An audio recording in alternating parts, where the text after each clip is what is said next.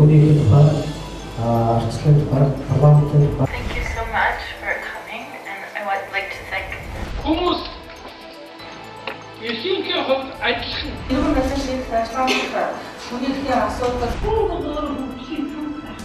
нэг эрхийн талаар хаяа нэг тулгын цаа асуудал гарах юм бол телевизээр сонсдог.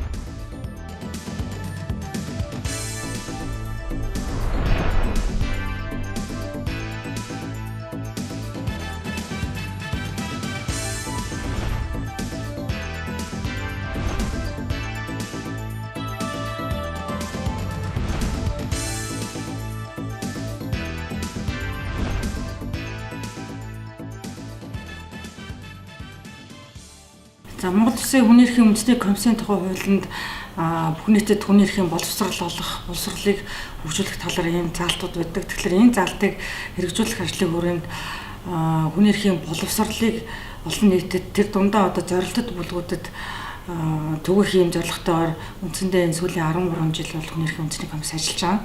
Тэгэхээр боловсролыг бүх нийтэд түгээн дэлгэрүүлнэ гэдэг маань нэгдсэн улсын байгууллагаас батлан гаргасан хүний эрхийн дэлхийн боловсрол хөтөлбөрийн дагуу үндсэндээ агуулга нь чиглэгдэж явж байгаа. Тэр дундаа яг хүний эрх ямар одоо чиглэлд ямар хүмүүс зорж хийх ёстой вэ гэдэг дээр бол бид нар гол зорилгоо болгосон юм байна. Тэгэхээр энэ олон нийтийн цуврал лекц гэдэг бол олон нийтэд тодорхой хүний эрхийн зөрчилттэй холбоотой сэдвийн хүрээнд боловсрал олох зорилгоор бол чиглэгдэж явагдаж байгаа.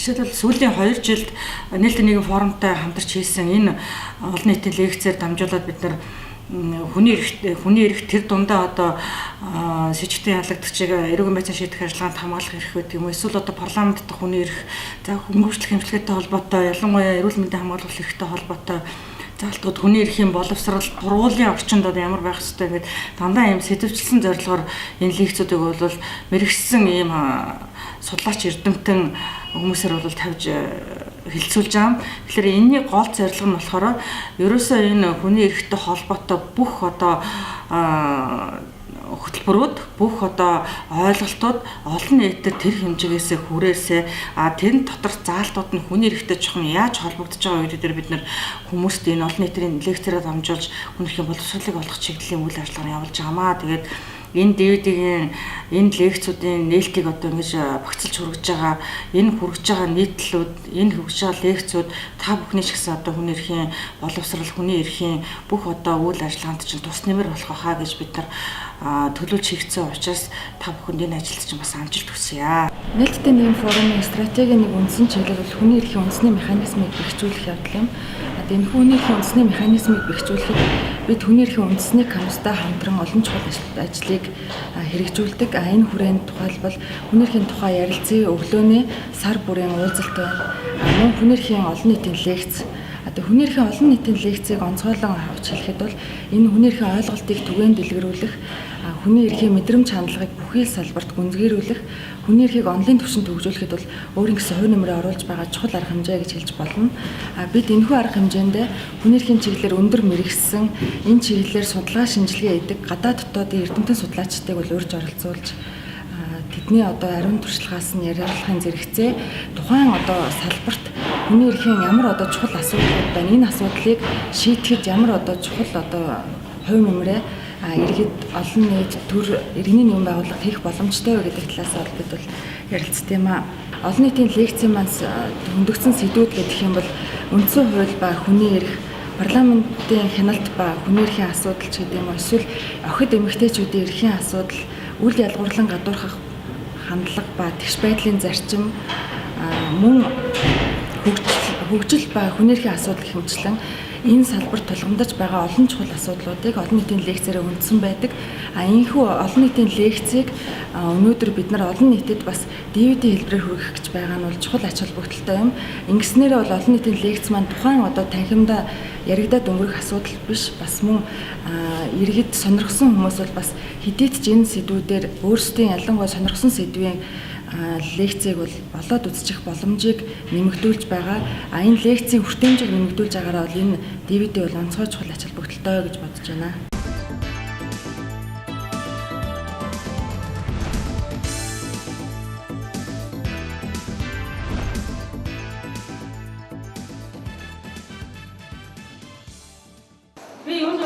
энэ ихтгэл лекцийг за лекц гэж ойлгоо. Тэгээд лекцийг эхлээс өмнө яг энэ иргэн байдлыг шийдэх ажлын хүний эрхийн асуудал цагийн оны хүний эрхийн гол хэдэг болдог вэ гэж тайлбарлах хүсэж байна.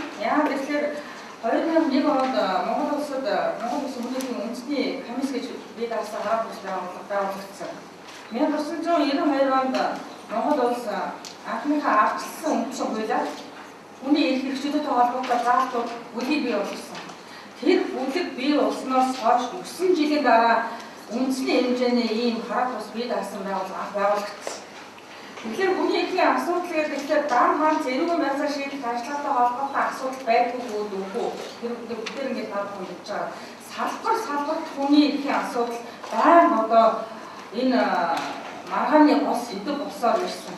Тэр маргаан дундаас төр өөрийнхөө эрх мэдэл, хүч чадал, зармахыг үзүүлж байдаг нэг салбар бол хууль хяналтын байгууллага тэр дундаа эргэн байцаагч шийдэх процесс ажиллагааны явцад хэрэг бүтээч мөрдөн байцаагч нарын зүгээс тухайн хэрэгт холбогдож байгаа сэжиглэгдэж байгаа этгээдүүдтэй харьцаж байгаа харьцааны илэрэл байна. Харьцааны илэрэл.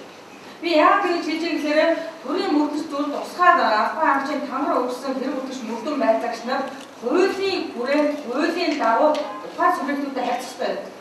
Их субъектүүдэд харьцах харьцаан дээр ямар нэгэн байдлаар илүү их тарах байдаг учраас энэ маргаан байнга үйлчилж байдаг. Яг тэгвэл нэг талд нь түрүүн төрийн төлөөд хэрэг бүтээч мөрдөн байцаагч прокурор шүүгч нөгөө талд нь эргэн байцааг шийдэх ажиллагааны гол оролцогч гэрч хохирогч шинжээч хэлмэрч тийм үү.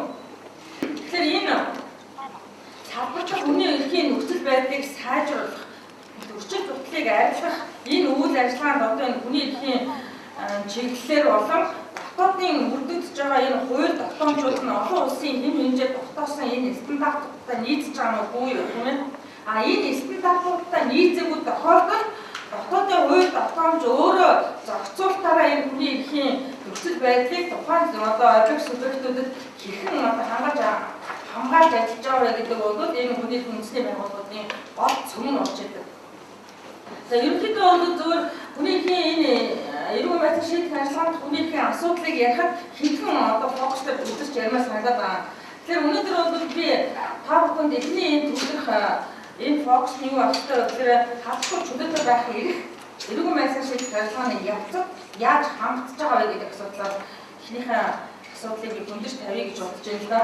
Тэгэхээр тухайн одоо ямар нэгэн гэмт хэрэгт холбогдсон эрүүгийн болон эрүүгийн хууль болон бусад хууль тогтоомжийг зөрчсөн. За тэр дундаа ялангуяа эрүүгийн хуулийг үйлдэл эсвэлгүйгээр зөрчсөн ийм үйлдвэрүүд гэмт хэрэгийг тооцсон. Тэгэхээр гэмт хэргийг бол мэдээж нэг талд хүн юм. Тэгэхээр тухайн гэмт хэрэг үйлдсэн этгээд маань шүүхийн хүчин төвлөлтөөр тогтоол бий болтол гартал тэр хүн ямар эрхтэй авах ёстой вэ гэж нэг. За энэ эрх нь юугаар баталгааждаг вэ гэхээр Монгол улсын үндсэн хууль. Монгол улсын нэгдэн орсон олон улсын гэрээ. Энэ бол Монгол улсын олон улсын хууль гэсэн нэг томьёолоор явагдаж байгаа, бичигдэж байгаа. Тэгэхээр энэ гэрээ олон улсын үндэсний хууль тогтоомжоор баталгаажуулсан энэ эрх нь ямагт заяа бол олон хууль ёсны, зам ёсны энэ эрхээс улбаатай авах ёстой. Энүүтэй бол нэг холбоотой авах ёстой. Тэгэхээр ер нь бол зөвөр би түрүүнээс нэг гин буруугүй байх зарчим тийм үү? Гин буруугүй байх зарчим эрүүгийн хэрэг үүсгэх гэж цагдаа дуудлаа шүүхийн тогтоол гарлаа 14 хоногийн дараа 40 өдөр болтол энэ хугацаа бол засгийн энэ хугацаа хэн дүүшлэх ёстой хугацаа гэж сэжигтэн ядлах шүүгдэгчид үүсгэх хугацаа. Гин буруугүй зарчим. Тэгэхээр шүүхийн тогтоол 40 өдөр болоогүй тохиолдолд ямар ч хүнийг энэ гуравтаа тооцохыг бол хатуу байна. Энэ бол олон улсын гэрээ комментээр баталгаажсан нэг Монголын үндсэн хууль нь тодорхой бас баталгаажуулж өгсөн, тунхаглаж өгсөн ийм зал. Тэгэхээр өнөөдөр практикээр харахаар манай цагаагийн байгууллагууд сайн мэдж байгаа. Яг тэгэхээр эрүүг хэрэг үүслээ сэжигтэн за яг сонсголоо ялагдарч шүүгдүүлгээр шүүгдэгч. Энэ хугацаанд тухайн этгээдийн бусад дагуу хэрэгүүд дандаа хязгаарлагдчихдаг. Жишээлбэл эрдэнэ нэгт хэрэг байж болно, хөдөлмөрлөх хэрэг байж болно, сууц шуурлах хэрэг байж болно, эрүүл мэндийн хамгаалалт хэрэг байж байна. За тэгээд дээрэс нь гадагшаа дотгошоо зорчих энэ эрхүүд хязгаарлагдана. Гэвтэл Монгол Улсын үндсэн хуулинд заагдсан тодорхой төрлийн эрхүүд тодорхой орчин нөхцөлд хязгаарлагдж байх ёстой гэдгийг бүх нийтлэг утгаар хязгаарласан ийм одоо шийдвэрийг гаргаж байгаа нь бас буруу юм аа гэж үзэж байгаа. За нөгөө талаар ухаан гэмт хэрэг сэжиглэгдэж баримтлагдсан цагтаа хоригдсан энэ хүмүүс болохоор энэ эрхлээд хуулийн тусгай хамгаалалтыг шаардж байна. Энд одоо ямар хамгаалалт шаарддаг гэхээр энэ хүмүүс шударга шүүх хэрэгтэй. Өөрийнхөө гэм буруу өөрийнхөө эсрэг мэдүүлэг өгөхгүй байх хэрэгтэй. Гэр бүлийнхаа гишүүдийн эсрэг мэдүүлэг өгөхгүй байх хэрэгтэй. Өөрийнхөө сонгогдсон өмгөөлөгчөөр өмгөөлөх хэрэгтэй. За хамгийн том олон улсад баталгаажсан олон улсын төвшөнд яригддаг нэг асуудал бол энэ эрүү шүүлтээс ангид байх эрхийг мөрдөн байцаалтын шатнд эрүүгийн процесс ажиллагааны бүх шатнд энэ эрхээс ангид багсан. Ангид багсан. Энийг хэн хийдэг вэ? Энэ эрүү шүүлтийг хэн хийдэг вэ гэж. Энийг төрийн тусгай албаагч нар хийдэг. Ханиуцхан нэр нь өөрөө тийм. Харис хэрцгийг хүний нэр төрөг утаанд оромжлохгүй гэж тийм үү? Утаанд оромжлох хайцаж шийдэхийн эсрэг ханиуцагч эрүүтэй шүү. Тэгэхээр энэ эрхүүдээр хамгаалагдж байгаа тохиолдолд энэ бол үндсэндээ хууль зүйн хувьд заавал бэлэгдэх шийд чанар бүхий олон улсын гэрээ хэмжээгээр баталгаажсан байна. Тэр гэрээ хэмжээс дотор 1948 онд батлагдсан хүнийхээ төвөм 1966 оны эзний болон улсын эрхийн тухай олон улсын пакт 1984 оны эрүүл шүүхийн эсрэг конвенц. За тэгээ бусад Монгол улсын нэгдэн орсон хүний эрхтэй холбоотой бүх одоо гэрээ хэмжээтэй баталгаажсан учраас энэ бол заавал бэлтгэх шинжийг авах гэж байна. Тэгэхээр энэ дэр би зүгээр энэ ташинд юу гэж хэлэх гээд байна гэхээр гэрээ конвенцууд бол дотор хоёр шинжийг авах гэж байна. Нэг нь бол заавал бэлтгэх шинжтэй. Тэр нь болохоор ухаан улсын засгийн газар гарын үсэг зурс хоёрхан баталт нэгдэж авдаг. Нөгөөх нь болохоор заавал бэлэгдэх шинжийг агуулгаагүй мөртөө эзэн усны байгууллагын гишүүн орны хувьд хүнийг дарж мөрдөг өөрийг хүлээж идэг одоо баримтч гэдэг. Тэрний нэг нь болохоор энэ заавал бэлэгдэх шинж чанартай баримтч гэдэг нь болохоор Монгол улсын нэгдэн орсон олон улсын гэрээ зах юм байна.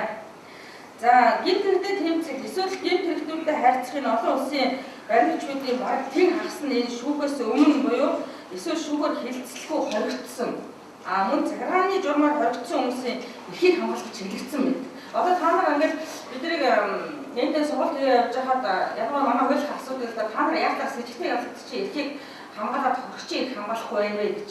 Тэгэхээр энэ яагаад хамгаалахгүй байна вэ гэдгийг цаад түр утга нь юу гэдэг вэ гэхээр сэжигтэн ялгагдах шүүгдэх ялтанд төр шууд харьцдаг. Төр өөрөө ихэнхдээ хинээр дамжуулж хэрэгжүүлж байгаа гэхээр хуулийн заалтныг хүрээд хуулийн дотор ажиллах ёстой төрийн өмнө танаг өргөсөн хэрэглэгч мөрдөн байцаагч шүүгч прокурорууд ажиллаж байдаг учраас энэ дээр заавал төрийн ямар нэгэн нудраг байдаг байна гэсний үндсэн дээрээс төрийн хамгаалалт энэ дотор байдаг. Одоо жишээлбэл ганц удаа гэж бид нар ярьдаг гэсэн 461 дугаар анги бол төрийн хамгаалалт байна шүү. Тэгэхээр тэнд хоригдож байгаа хүмүүс бол бодолд явж байгаа шууд төрийн хамгаалтанд орчих гэсэн. Яг л тэр төрийн өмнө үүр бүлээсэн танаг өргөсөн төрийн тусгай албаагч нар хүмүүс хамгаалаад байж байгаа. Тэгэхээр энэ холбогдолтой энэ сэжигтэн ялгагдагчтай холбоотой энэ эрүүгийн байдлаа шийдэх ажиллагааны гол одоо энэ оролцогч нарын хувьд бол их их гэрээ хоригдсон баг 80% хүмүүсийн эрхийг хамгаалах чиглэгдсэн байдаг гэж хэлэх болно. За ерөнхийдөө барьж байгаа энэ үйл ажиллагаа процесс маань эрүүгийн байдлаа шийдэх үйл ажиллагааны хамгийн магаан дагуулсан тэгсэн мөртлөө хамгийн нэг талын бүсэл зорилгоор шийдвэрлэгддэг ийм одоо дотоод шийдвэрүүд байдаг. Жишээлбэл баримтлагдсан үед тэгвэл тухайн этгээд баримтлагдах тухайн этгээдийг цагтаа хорих тухайн этгээдийг суллах энэ одоо бүх үйл ажиллагаа бол эрүүгийн байдлаа шийдэх одоо процесс ажиллагааны хамгийн их зөрчигдөж байдаг гэж хэлж болохоор хамгийн их одоо багаантай ийм асуудлуудыг нийтдээ би дахин хэлмээр байна. Яагаад гэвэл жишээлбэл хэнийг ч одоо дур мэдэн хориг сахилж болохгүй. Хуулиар тогтоосон үндэс зурмаар хэнийг ч одоо хориж болохгүй гэдэг ингээд баахан болохгүй тэгж болохгүй ингэж болохгүй гэхийг хоригдно гэсэн ийм заалтууд бол үндсэндээ хангалттай энэ олон улсын гэрээ хоригдсон дотоодын хууль зурмуудад байгаа. Хэргийн шүүхээр дасан шийдвэрийг цагтаа хорж байгаа энэ явдлууд бол үндсэндээ олон улсын хэмжээнд орсон тухайн нэгдэн орсон гэрээ тонцоодыг хэрэгжүүлж байгаа субъектүүдийн хувьд нийтлэг журам одоо дүрм байх босгүй гэдгийг бол үнэхээр хязгаарлалт хийж тогтоож гисэн байна. Тэгэхээр энэ цагдаа хорих баримтлагдаж иршүүлээр асуусан хүн болгонд энэ хорьсон хууль эрхийн үндэслэлийн талаар нь заавал тайлбарлаад хэвээ шаардлагагүй гэсэн тохиолдолд энэ даруйж сулуулт ихтэй гэдэг үндсэндээ эрх үүрэг эрх үүгийг нэг үржлээ ингэж одоогоо зааж өгсөн байт юм байна л да. Тэгэхээр эрүүгийн хэрэгтэй хэрвээ ялагдсан саатуулагдсан эрхэд итгэхэд хэрвээ боломжтой ийм богино хугацаанд шүүгээр хэлэлцүүлж шүүхийн хэлэлцүүлэг болохоос өмнө уулын суллагдах хэрэгтэй гэж олон улсын гэрээ заасан байна.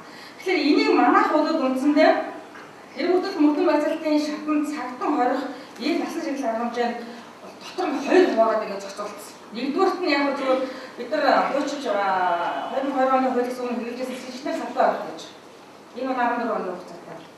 15 дахь хоног дээрээс нь ялагдчихад багтаж цагдаа орох тохиол үйлцдэг. Яг өнөөдрийн практик дээр бол.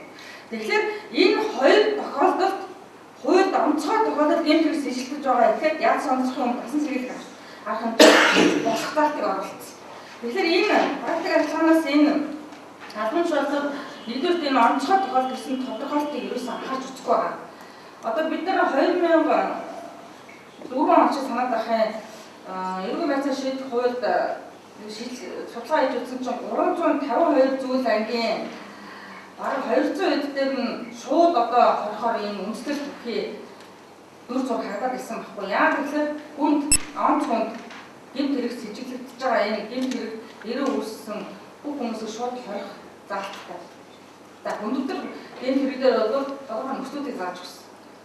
Тэнд дотроо ялангуяа эмэгтэйчүүд жирэмсэн эмэгтэй, хөл хүүхэдтэй эмэгтэй, насан турш хүмүүсийн хязгаарлалтыг тогтоож өгсөн боловч яг өнөөдрийн практик дээр тухайн хүнийг хорьж шалгах эсрэг тухайн асуудал хэрийг шалгаж байгаа мөрдөн байцаагчийн өөрийн эрх мэдлийн асуудал болж хуурсныг бол хуурсан.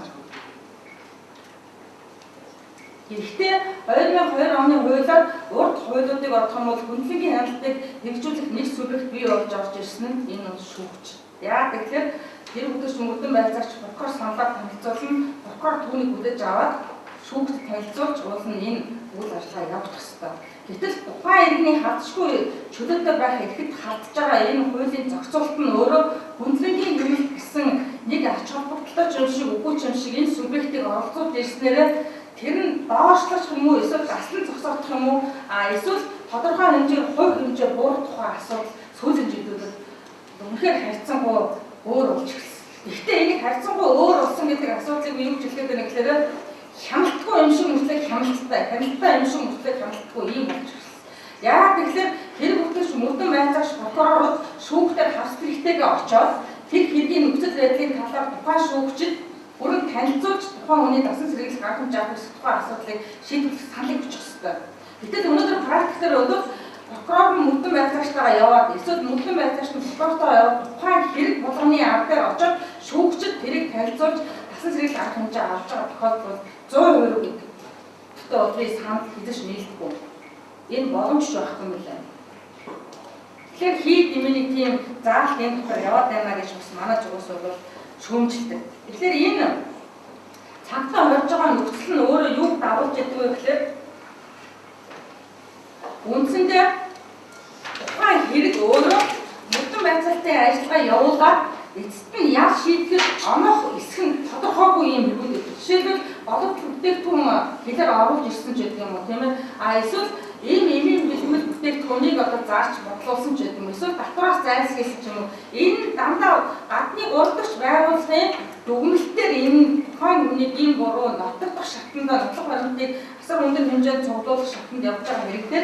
Тухайн этгээдийг дасан сэргийлэх хамт барах хэмжээ аваад цагдаа хорьсон тохиолдолд энэ цаашдаа хэрэг нь хэрэгсэхгүй болох үед цаашсан тохиолдолд нөгөө төр түүнийг хариуцсан төлөв хэцүү үнцгийг бий болгохыг ийм сөрөг үр дагаврыг ажиллах дагуулж байна.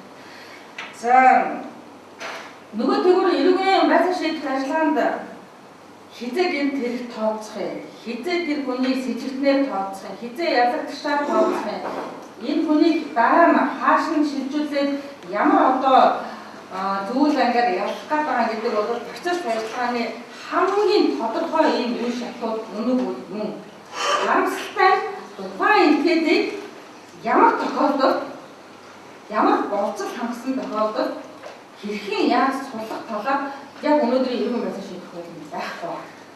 Тэгэхээр энэ маань өөрөө хэдийн хугацаагаар, хэдэн сараар, ямар тохиолдолд хорих хэсэг тухай асуудал цэвэр хэрэг бүтэж мөрдөн байцаагч доторийн өөрсдийнх нь үзмжээс шалтгаалж байна гэж үзэх хангалттай үндэслэлтэй байна.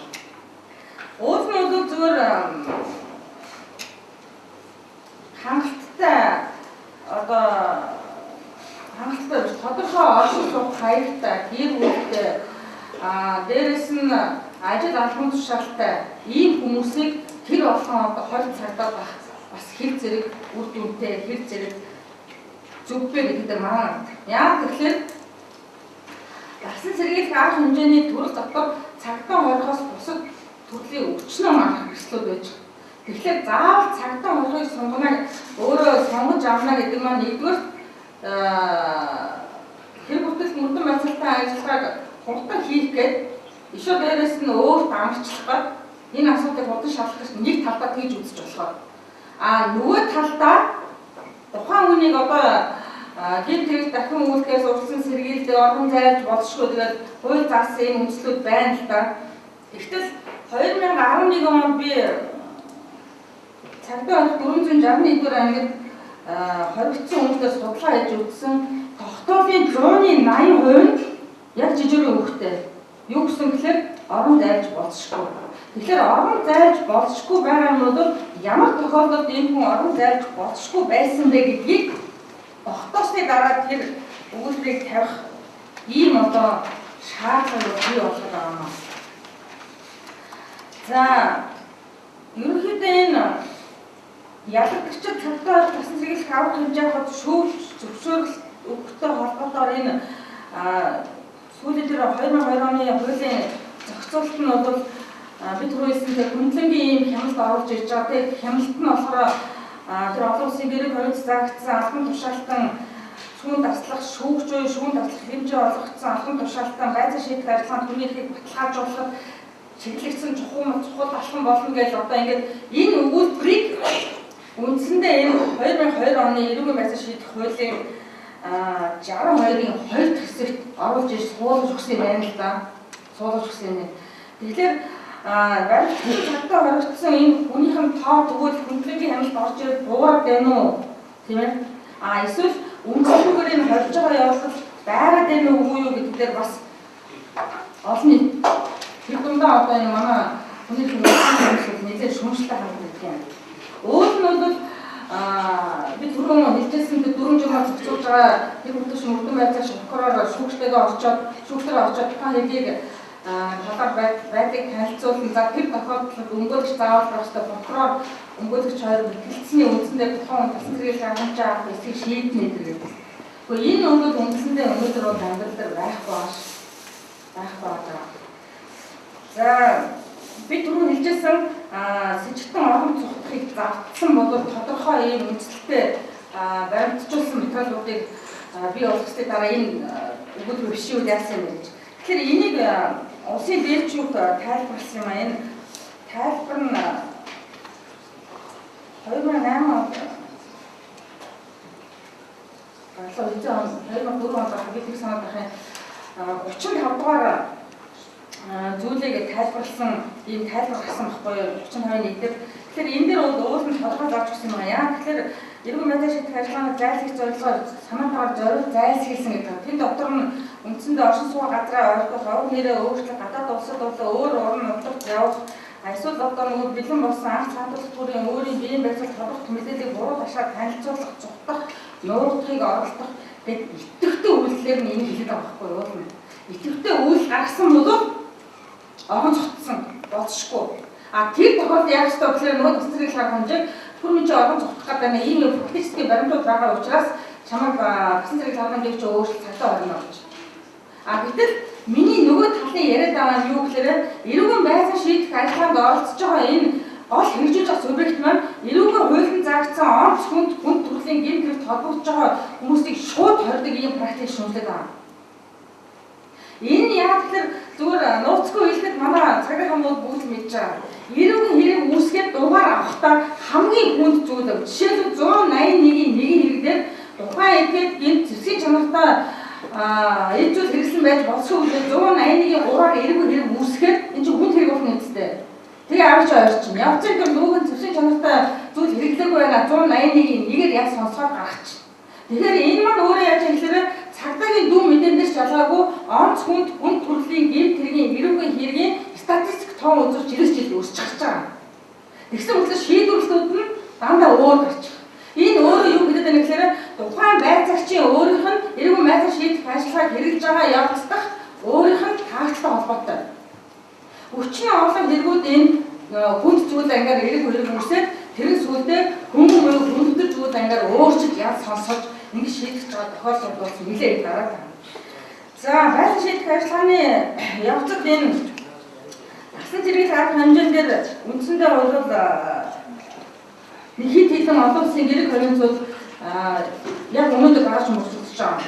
Тэр дааж мөрж байгаа гэрэг хоригдол маань цагдаагийн маань хүмүүс энийг сүүлийн үед бол маш их сургалт авч байгаа, маш их энэ талаар мэдээлэлтэй болж байгаа. За тэр дундаа бас шүүгэн шийдвэр гүйцэтгэх гэсэндээ энэ талаар бас нэлээд их мэдээлэл авч байгаа. Хамт танил ээж магадгүй би аливаа хэлбэрээс саатуулагдсан буюу хоригдсон хүмүүсийг хамгаалах зарчмуудын цогц гэж энэ бол үндсэндээ шүүгэн шийдвэр гүйцэтгэх газрын хамгийн одоо том байрч ажиллах ёстой нэгдсэн улсын байгууллагын баримт шүү гэж. За хоригдлолтой харьцах наацхан жишг бүрэн байж гэн.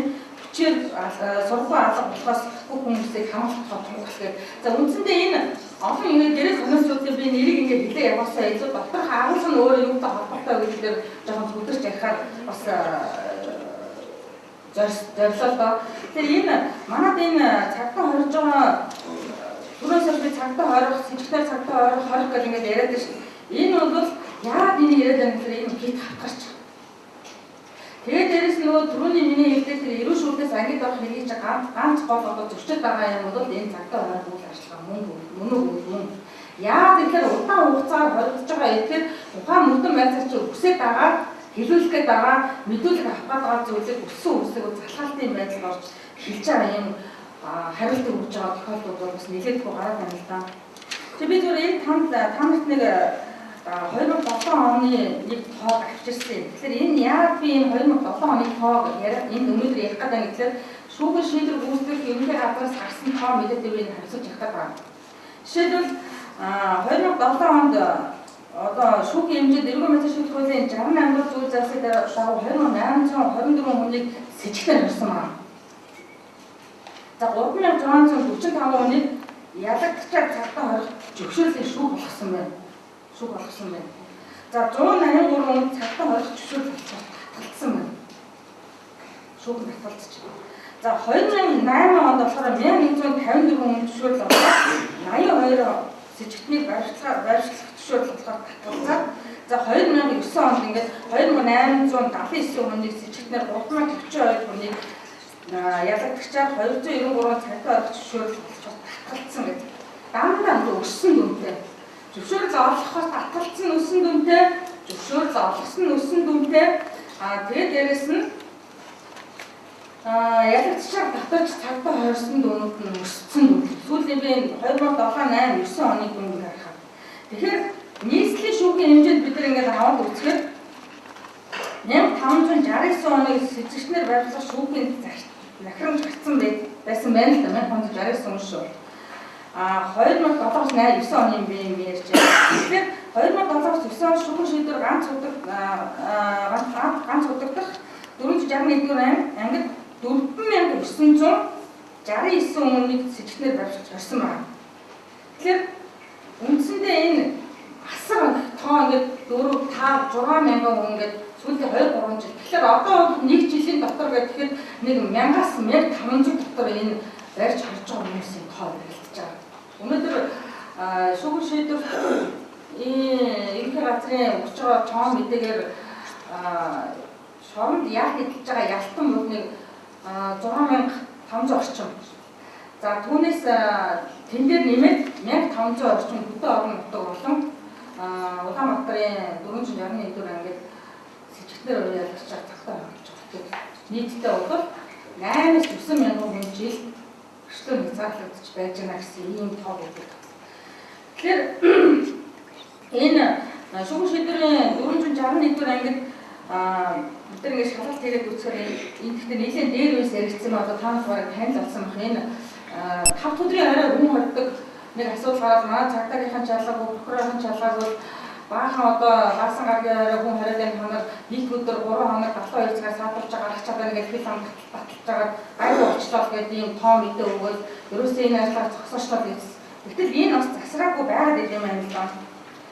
Тэгэхээр энэ байгаад энэ жишээлбэл 2009 он бид нэг шалгалт хийж үзсэн чинь 7 сэжигтийг ямар шүүхийн захирамжуугаар авч ирсэн. Тэгэхээр яаж шүүхийн захирамжуугаар авч хийгээд байгаа гэвэл бид хоош төвшг ажиллагаа явуулсан. Тэгээд авчраг хийж 24 цагаар дараа шүүгчийн захирамж авах хэрэгтэй. Тэгээд захирамж нь гараагүй гэж жишээ. Тэгэхээр хагас бүтэн сайн өдөр шүүгч прокурор амгадаг учраас энийг өгч нэг өдрийн орой гаргаж ирээд үндсэндээ тэр хүн хувь зөрчөөд 3 хоног ямар ч одоо шүүхийн захирал тогтоолгүйгээр хариуцж байгаа нэг өдөр мөхөн тогтоолоо энэ хүний ирэх нь тодорхой хэмжээнд хязгаарлагдж байна гэж үзэх үндслийг өөрөө бий болгоод ирдэг. За энэ хоошлуулшгүй энэ үйл ажиллагаатай холбоотойгоор 2009 оны ерөнхийлөгчийн 5 газраас улсын ерөнхий прокурор хандаж нэг санал өгсөн юм билээ. Тэр санал дотор яг одоо саяны бидний миний одоо ярьсан энэ баасан гаргийн орой баримтсан саатууд хоригдшуулал өгдөг шүүгч байхгүй, дээрс нь прокурорын хяналт байхгүй, тийм бус цагаар төгмөж гүйцэтгэх ажлыг прокурорын хяналтанд үүсгэх ямар ч одоо боломж байхгүй. Тийм учраас одоо энэ дээр байнга анхаарал тавьж ажиллах хэрэгтэй гэж 2009 оны 8 сарын 11-ний өдрийн 2080 он хавчид тэр энэ стандартад баталгаажуулах ахмад энэ их суулч юм болсон. Ерөнхийлөгчийн 5 газраас улсын прокурорын гэсэн ийм энэ талаас дурсаж ирсэн юм. Тэгэхээр бид нар 2002-3 онд Монгол Улсын үнийн үндэсний комисс энэ ажлыг эхлээд явуулж байхад 2009 онд энэ асуудал бас цэг тавигдаагүй яваад ирсэн байна гэдгийг би энэ хэлэхэд байна. За Монгол Улсын дээдчүүх ерөнхий шүүгч улсын ерөнхий прокурор гишүүгээр батлагдсан энэ 58 дугаар зүйлийг зөв хэрэглэх нэгдсэн ойлголт бий болгох зорилгоор нэг зөвлөмж гаргасныг манай энэ цагдаагийн прокурорын эдгээр бүх мэдж авах шүүх гэдэг. Тэгэхээр энэ зөвлөмжийг бол мөн ялгаа авахд энэ хойшлуулшгүй тохиолдолд тогтоолыг хүлээж авснаас 48 цагийн дотор тухайн эдгэдэг байршлах эсвэл үгүй энэ асуудлыг шийдэх хэрэгтэй байна. Гэтэл энэ дээр бид нар шалгалт хийж үзсэн чинь айгүй сонир мэдээ гарсан. Юу гэжсэн гэхээр Орхон аймагт 2007 онд 323 хүн, 2008 онд 225 хүн, 2009 онд 163 хүнийг сэжигтээр цагдаа хорих байранд хорьсон байхад тус аймгийн шүүхээс сэжигтний баримтлах шүүгчийн захирамж 2 удаа, 2008 онд 57 удаа, 2009 онд ямар ч баримтлах санал ирээгүй байна. Тэгэхээр энэ түрүүний мэдсэн тоонууд ямар ч шүүхийн захирамжуугаар Орхон аймгийн цагдаа хорих байранд авах зүтгэн хийчихэд байгаа гэдгийг харуулдаг байгаа ийм баримт байгаа байхгүй. Тэгэхээр энийг бид нар Монгол Улсын хурал үнийхэн консорциумд болгон өгдөг илтгэхээр энийг оруулж өгч бүх асуудал болж ирсэн. Яа тэгэхээр шүүгч нь захирамжаа гаргаагүй байхад 200 300 100-аар нь авч тэнд хүн ямар захирамжгүйгээр хорж ирсэн ийм асуудал гарсан байна гэдгийг мэдэгдэжээ. За ерөнхийдөө энэ гэмтэргийн сэжигтэн гэмтэрэг сэжиглэгдэж байгаа цагдаа хоригдж байгаа элхүүдээс би түрүү хэлжсэн гэмтэргийн хэрэгсгүй болдог, цагаатдаг гэмтэргийн бүрэлдэхүүнгүй гэж хэрэгсгүй болдог ийм одоо процесс ажиллагааны үйл ажиллагаа зөндөө биелдэг. Тэгэхээр энэ процесс ажиллагаатай холбоотой бид тоо мэдээллүүдийг ингэж аваад үзэхээр нийт улсын хэмжээнд хэрэгсгүй болж байгаа хэргийн 180% гэмт хэргийн бүрэлдэхүүнгүй гэдэг ийм үндслээр хэрэгсгүй болдог. Үндсэндээ 24-ийн 1-208 тийм үү. Тэгэхээр энэ хэрэгсгүй болсон хэргийн цаана хэдэн хүн холбогдсон бэ? Энэ холбогдсон хүмүүсээс хэдэн эрүүл байдлаа шийдэх хуулийн 44-р зүйлээр 44-р бүлэгт зарсан хэрэг хөтлөгч прокурор мөрдөн байдлаар шүүгчийн эрүүл байдлаа шийдэх ажиллагаанд учруулсан ийм хорыг бүхэн төлөөсөн бэ гэдэг тоо бол үндсэндээ үнэхээр харьцангуй бага. Яг тэгэхээр энэ өгөө би түрүү ярьжсэн дээр таталтын механизм энд бас үйлчлдэг. Өчнөө олон хоног сараар хоригдож гарч ирчээд За одоо цагтаагаас шүүхээс бохоос бушуухан салж үзээд дахиад би асуудал болох юм бол өөрөө асуудал тодорхойлно гэдэг иргэдийн их зүйн мэдлэг энэ дээр бол маш их түлхээс олж байна. Тийм учраас 100 хүн байдаа гэхэд 90 огт хандхуугаар үлдээд 10 хүн өөрийнхөө эрхийг хамгаалж хохирлоо нөхөнд хөдөлгөхөд шүүхд хандж байгаа өнөөдөр нууцш байгаа. Тэгэхээр жишээлбэл энэ дээр 2008 онд нэг гинтгийн бүрэлдэхүүн хэрэгссэн улсын иргэн талах дүн мэдэн дээр ингээд дүнэлт хийж үзэхэд 2169 он хэргийн 51.9% гинтгийн бүрэлдэхүүнгүй бол үндсэндээ 28-ын нэгээр ингээд хэрэгсэхгүй болсон байх жишээтэй байх юм л да. За энэ дээр бас нэг анхаарал татдаг асуудал бол одоо тааш баг өөртөө мэдж байгаа. Шүүх хэргийг нэмэлт мөрдөн байцаалт нь буцаадаг. Тэгэхээр шүүх бол шүүн таслах чигээр үгүй байгууллага тийм үү? Тэгэхээр шүүх цагаатгах нотлох баримтыг үнэлэх ёстой. Нөгөөх нь яллах нотлох баримтыг үнэлж шийдвэр гаргах ёстой. Энэ дээр би санал нийлбүү судлаачийн хувьд хөшөл дээрээс нь байнга одоо маргаан дагуулж байгаа нэг асуудал бол яллах чиг үүргийг шүүх хэрэгжүүлэх гээд хэргийг нэмэлт мөрдөн байцаалт нь буцааж байгаа юм хэлбэр байна. Хэрэв нотлохдохгүй бол шүүх тухайн этгээдийн 13-2-доо 2 цааснараа ашиглах шийдвэрлэх боломж шүүх бүрэн байна. Гэтэл заавал яагаад тухайн этгээдийн ялах болон цаадах нотлох баримтыг цуглуулахад тэрийг нэмэлт мөрдөн байцаалт нь буцаад байгаа. Тэгээд хэрийг нэмэлт мөрдөн байцаалт нь буцаах тэр хооронд шүүхтэр байсан тухайн сэжигтэн ялагдагчийн хорж байгаа хугацаа нийт хорих хугацаанд чинь орж тосхгүй байна. Жишээлбэл шүүхтэр 3 сар болсон 3 сарын 30-90 хоног тэгтэл тухайн этгээдийн 3 жил хоригдох хугацаанд дуусчаад байхад шүүхтэр байсан 90 хоног тэр хугацаанд дотор орж тоолохдохгүй байна. Тийм учраас тэр хүн үндсэндээ эргүү байцаа шийдэх хуулийн энэ зохицуултгүй үйл ажиллагаанаас хуулийн цогоос болоод 90 хоног тэр хүн илүү хоригдоод байна л гэж. Энэ одоо яг өнөөдрийн байдлаар 461 дээр сэжигтэй залтаа хоригдож байгаа 3-4 юм байна. 3-4 юм. Тэгээд хуулийн залтыг үзэхэд шүүхтэр байгаа хугацаанд нөгөө хугацаанд нь орохгүй мөрдөн байцаалт буцлаа. Прокурор шүүх юу мөрдөн байцаалт ширийг хүлээж авах 15 дахь хугацаанд дараа байсан бол 16 дахь хугацаагээд шүүхтэр байсан хоногоо хаяад шинэ хугацаа тоолж эхэлж байгаа ийм одоо практик үйл ажиллагаа байгаа. Тийм учраас энэ шүүхтэр байгаа хугацаа энэ олон хоног цагаар хоригддог хугацааг бол бид нар энэ шинэ эргэн байцаалт шийдэх хууль болон хууль сахиулах байгууллагын тухай хуулиуд бол тодорхой хэмжээгээр суулгаж өгч байгаа. За хэрвээ энэ бид түрүүсэн 13-ын 2 зааснаар эргэн байцаалт шийдэх хууль 13-ын 2 шүү. Зааснаар тухайн сэжигтэн ялагдагч шүүгдэгчид нотлох баримтыг хангалттай зөвлөсөн боловч нотлох чадаагүй байх юм тэр зөвлөлтөд ашиглах шийдвэрлэнэ гэсэн энэ хуулийн залт байгаа шүү. Заавал тэрийг нотлохгүй заавал тэрийг байрч хийх гэж удаан хоног цагаар хүлээлгэж явах ийм одоо шаардлага байгаа юу гэж. Байхгүй гэвэл байхгүй ихэн энэ хуулийн залтаар мөрдөн байцаагч прокуроруудад нээлттэй. Байлгана гэвэл 20 хугацаа байгаа учраас нээлттэй. Ийм нэг юмны хоёр талч байгаа. Тийм учраас тухайн хэрэгт мөрдөн байцаагтай ажиллагаа явуулж байгаа мөрдөн байцаагч прокурорын өөрийнх нь дотоод итгэл үнэмшил тухайн хэргийг шийдвэрлэх арга замтай энэ бол байшгүй нэг уялдаатай энэ зал мөн үү? За байцаа шийдэх холбоотой бас нэг маргаан дагуулдаг нэг асуудал бол хугацааны асуудал. Жишээлбэл өнөөдөр ялагдчих 20 мөрдөх хугацаа 24 сар. За цаазаар явуулсан 6 сар онц хүмүүсийн төлөө 6 сар нэмэлт 30 сар авах шүү дээ тийм үү? Насан туршаагүй хүүхдээр болохоор үндсэндээ 12 сар тийм ээ? 20 хугацаа. Тэгэхээр энэ олон хугацаас харна нөгөө олон улсын нийлэн орсон гэрээ конвенцүүдийн ахар богор хугацаар шүүхээр шийдэхээс өмнө эцсийн арга хэмжээ болгож энэ хүмүүсийг цагдаа ойрхон арга хэмжээ авна гэсэн энэ залтаа нийцж ийн үгүй гэдэг бас асуудал гарч байгаа.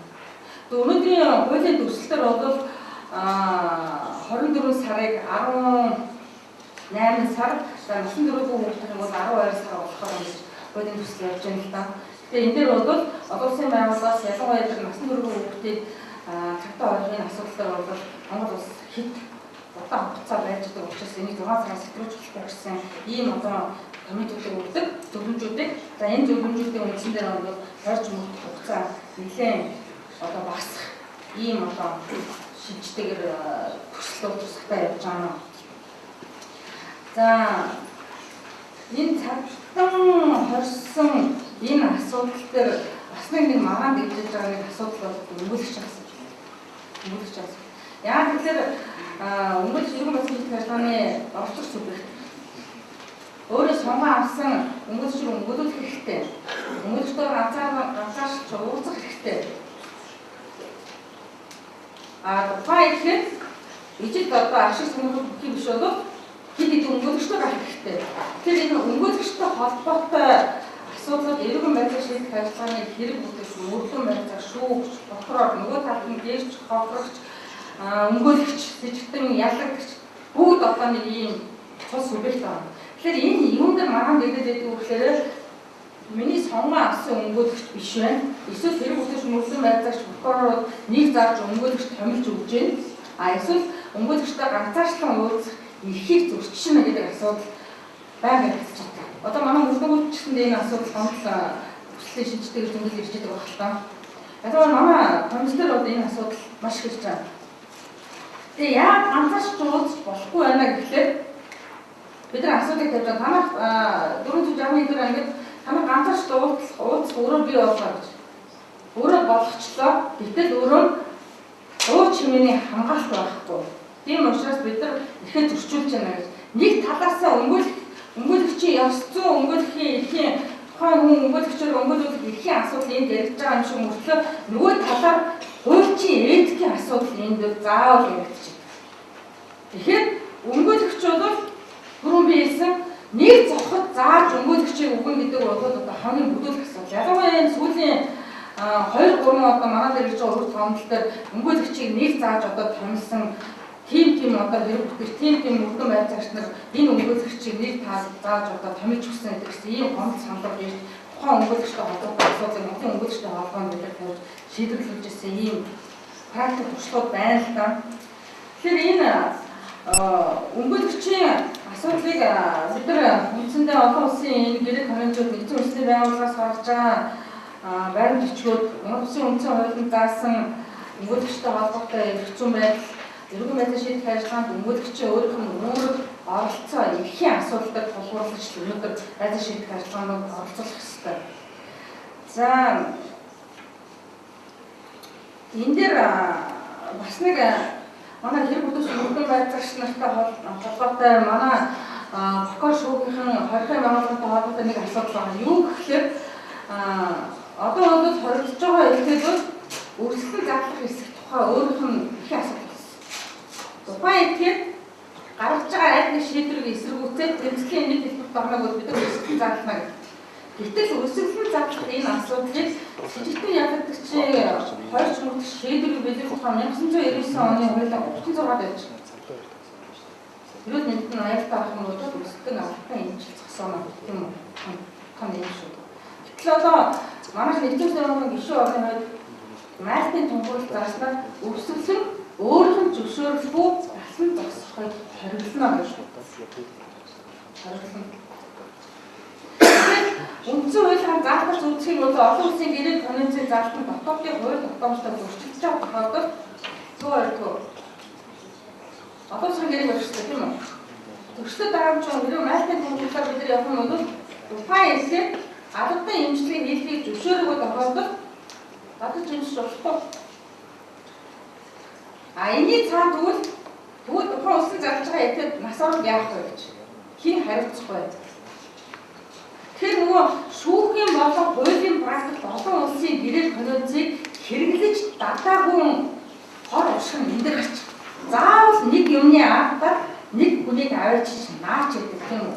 Эсвэл заавал нэг дүрм журмаар энийг зохицуулахыг оролдож идэг.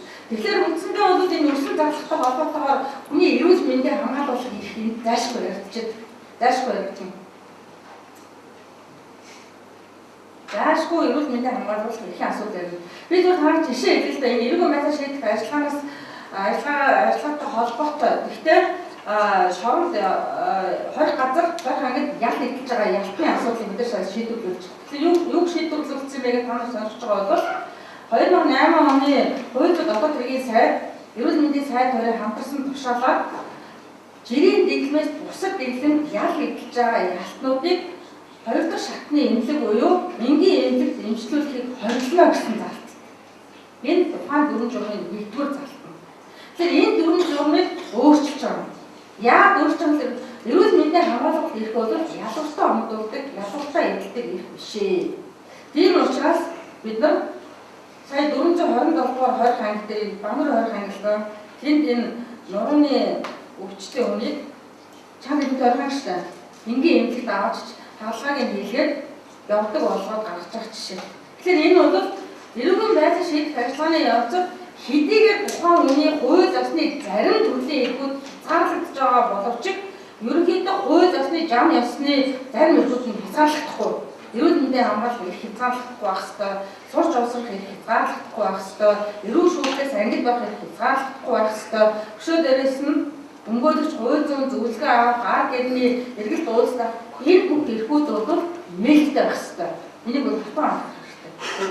За энэ эрүүл байдлын шийдэх ажиллагааны явцдах бас нэг хамгийн гол анхаарал татаад байдаг нэг асуудал бол эрүүл шүүлтээс ангид байх хэрэгтэй.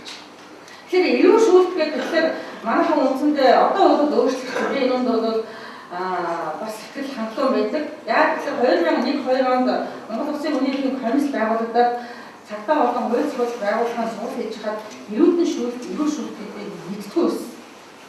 Юу эрүүл шүүлт гэдэг юм бэ? Тэгэхээр өнөөдөр ямар нэгэн байдлаар өөрийнхөө иргэшил байгаа этгээд буюу 3 дахь этгээдээс мэдүүлэг авах зорилгоор санаатай хийсэн үйлдэлийг эрүүл шүүлт гэж хэлдэг. Тэгээ бие махбодд нь гэмт зурцуулах хэрэгтэй, сэтгэл санаанд нь гим хангах хэрэгтэй. Тэгээд эрүүл шүүлт болно. Тэгтэл энэ эрүүл шүүлтээс ангид байх энэ эрхийн асуудалтай хамгийн холбогддог субъект бол манай цагдаа болох юм. Яа тэгэхээр бүх юмны галт тугааны хамгийн эхэндээр нийтэр хоолыг авахгаас суудаг учраас хамгийн эрүүл шүүлттэй хийдэг субъектүүдийн тоонд манай хэрэг бүртгэгч, эрүүгийн төлөөлөгч, мөртөн байцаагч нар орж байна. За сүүлийн үед бол энэ 20 ангууд цагдаа эрүүл шийдэх үйлчлэх газар харилцагчтай холбоотойгоор энэ эрүүл шүүлтийн асуудал бол нэлээд өргөн хэмжээнд яригдж орж ирж байна. Тэгэхээр энэ эрүүл шүүлттэй холбоотой энэ асуудлыг бид нар ерөнхийдөө 2006 онд энэ 10 сарын 30-ны өдөр улсын дэвш 45 дугаар тогтоол гэдэг хамгаалж тайлбарлаж өгсөн байна. Манай магистр докторантууд бас энийг сурч авч яагаад гэвэл энэ албан ёсны сурч. Тэгэхээр энэ 45 дугаар тогтоол дээр хамгийн анх энэ 2000 онд Монгол Улсын нэгэн орсон эрүүл шүүлтийн эсрэг конвенцийн сэтгэл санааны үр дагавар тохирол эрүүл шүүлт гэж юу гэдгийг анх удаа практик тайлбарлаж өгсөн тайлбарлсан баггүй юу. Тэгэхээр энэ тайлбарыг өнөөдөр шүүх ухаан хэрэг маргааныг шийдвэрлэхдээ барьж одоо энэ дээр тулгуур шийдэж. Уул нь бол манай 2002 оны эрүүгийн хуулиарын 250 зүйлийг эрүүлэн шүүх биш мэдүүлэлтийг алгадах гэсэн ийм нэг томьёотоор оруулж байгаа 2008 оны 4 сарын 1-ний өдрийн өөрчлөлтөөр эрүүл шүүх тулах гэж гарчиг өөрчилсөн байна. Тэгэхээр хэдийгээр гарчиг өөрчлөгдсөн гэсэндээ доторх энэ эрүүл шүүхтэй холбоотой олон улсын хэрэг конвенцийн заалтууд бол 251 дээр ерөөсөө сууж өгөөгүй. За яг 3 дахь зүйлийг нэмсэн нь юу гэхээр тоон гэмтгийн удмаас хогшнаас орсон эсвэл өдөржих хэмжээний хурал учирсан байх юм бол араас 15 жилийн гарах шийдэлнээгээд гэмтгийн ангиллын хувьд бол үндсэндээ гэмтгийн ангилал руу оруулж өгсөн ийм зүйл ангиг өнөдөр хэлж байгаа. Тэгэхээр эрүүл шүүлт гэдэг бол бие даасан гэрэл хэрэг болно гэдэг бол үндсэндээ 2000 оны нэгэн орсон олон улсын гэрэл конвенцэд үлээсэн үүргээ Монгол Улсын засгийн газар тэр дундаа энэ хууль хэрэгжүүлэгч нар биелүүлж байгааг юм бас нэг одоо давуу тал гэж үзэх ийм одоо үзэл болж байгаа.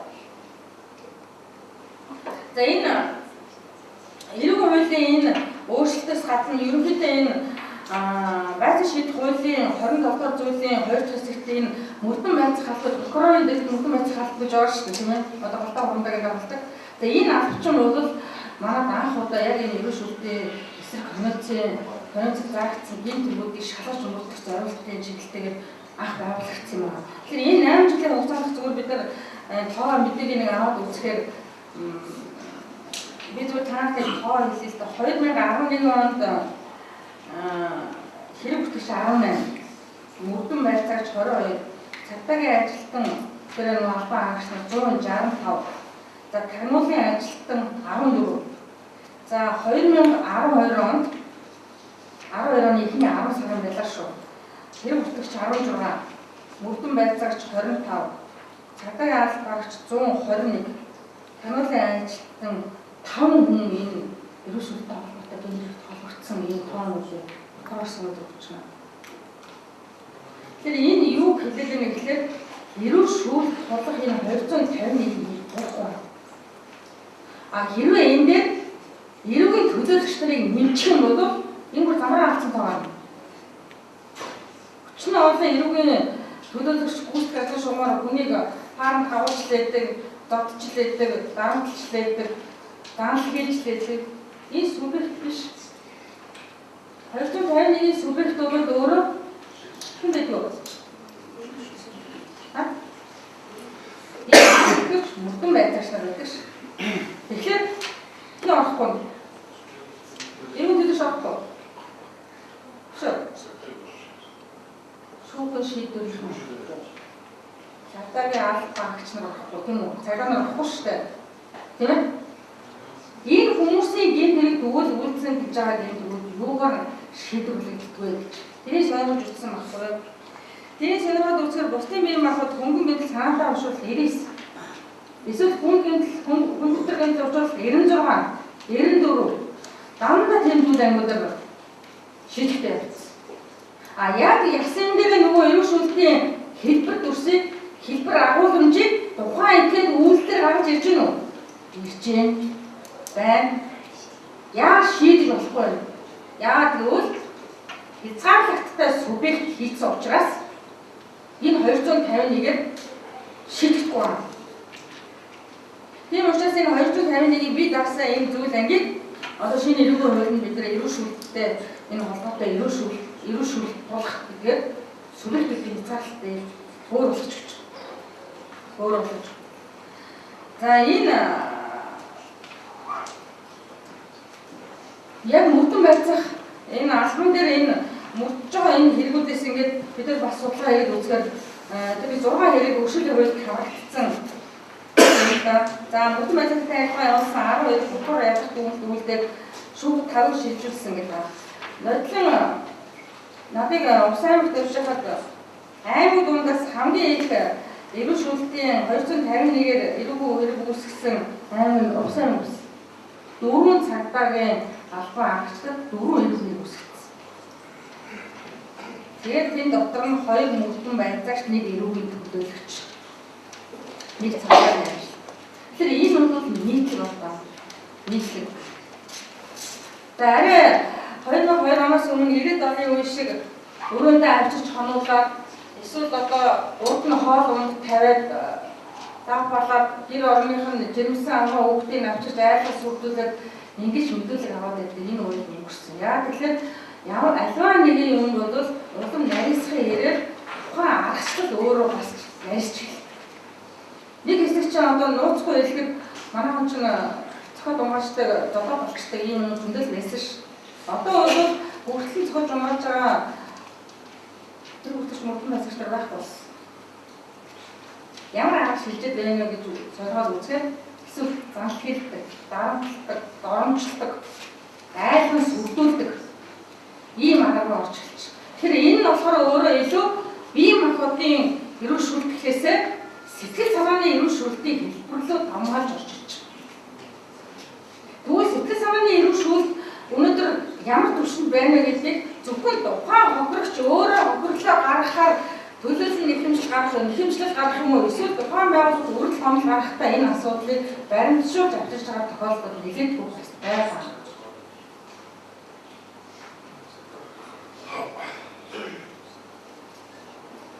Тэр энэ дээр би зүгээр та зүгээр арай нэг ч амтай болох бол нэг 20 жишээ би хэлэх гээд байна л. Жишээ хэлэх гээд байна.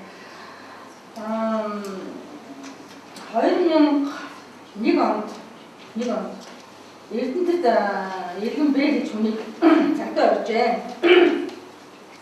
14 хоног хоржоод нөгөө хэрэг зодоод тэгээ цагаан шийдвэрийн шийдвэрчээ хянах юу цагаагийн мэдлэлтэйсэн. Цагаагийн албанчлалыг тийг зодож өмнөд 7 хоног байж буцаас хэрэгтэй нөгөө сэтгцийн өөрчлөлт болж ирсэн байна л да. Тэгээ сэтгцийн өөрчлөлт болж ирчээд тэр одоо өвчин сэтэрч яваад галзуугийн байдлаас твэгддэг юм байна, эмчилгээ хийгддэг юм байна, ажилласаа халагддаг юм байна, аваа салдаг юм байна. Тэгж явж байгаа сүүлд нь Эрдэнэтийн цагдаа шатах гэсэн юм ирсэн. 4 литр хаа ялгаатай бензин авчирч байгаа асаа тавьчихсан. Тэгээ энэ хүний асуудлыг бид нар сонирхоод үзэхээр яалтчгүй зодуулсан, сорог суусан, ажиллах уулсан. Тэр одоо өөрөөр нь амьдарч ирсэн гэр орны хүртэл хүмүүс хуулиар авцсан л байсан.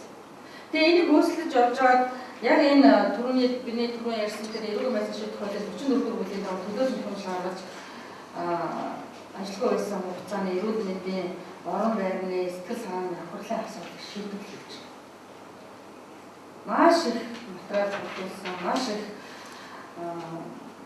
нотлох баримтуудыг цуглуулсан. Тэгж шийдвэрлэж. Нэг хоёрдугаар нэг сони ирвэд. Би хойч өөрөө прокурор байсан юм л дээ.